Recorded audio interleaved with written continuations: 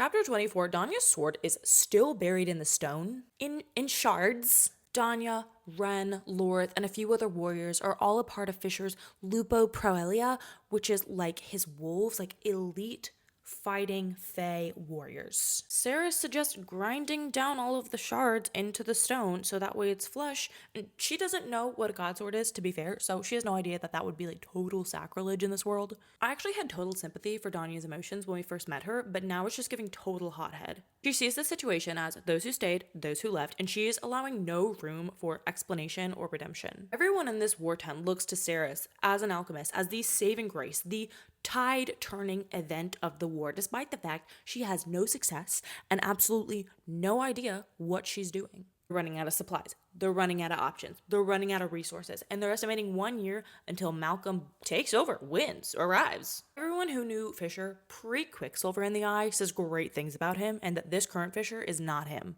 Ceres is having a drink with Lorth, who's going on and on about Fisher's honor and how honorable he is and how great he is. Which, of course, Ceres is like, tell me more. And me as the reader, I'm like, tell me more. Ceres wants to know if their elongated canines, as a reminder of the past, still work, which apparently is a hella scandalous thing to ask. It's not discussed in polite company, because it's like a sex thing. It's euphoric. Now, this whole conversation with Lorth felt like potential BS because Fisher can't lie because he took some kind of oath. When Fisher first met Lorth, Lorth was literally dying, so even though they were strangers, Fisher gave him a piece of his soul to save him. Like, that's just the kind of guy he is, I guess. If Lorth dies first, Fisher then gets that part of his soul back. If Fisher dies first, Fisher's soul will have to wait and wander and observe the world but not interact with it and suffer until Lorth dies. Also, there's a mention of a queen who lives forever by drinking vampire blood. This queen is not Madra, but maybe that's how Madra has been staying alive for 1,000 years, even though she's human. Chapter 25, Couples Trip. Fisher tells Ceres he wants to show her something, and he takes her to this cutie little village called Ballard, and it's like a date. They're having a winter solstice festival, and he feels completely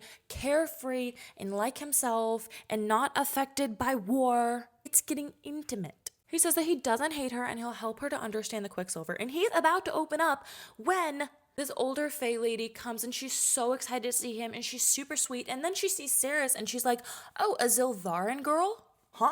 Again, we're back to having a nice conversation, and all of a sudden, Ceres slips into some kind of trance and, like, blacks out. When she comes to, Fisher's all tense, and he's like, it's time to go.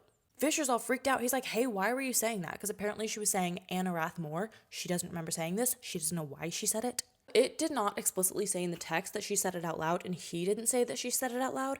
And after reading Rebecca Yarros, I feel like it was probably some kind of mind-to-mind speak, and we don't know that yet. I'm not spoiling that it is that. I legit don't remember. Just after reading other fantasy authors, I feel like that's probably what happened. So he takes her to what we're assuming is his apartment. So it was actually his mother's apartment, and there's a statue of her in front of the building, and now he's like a hella emo.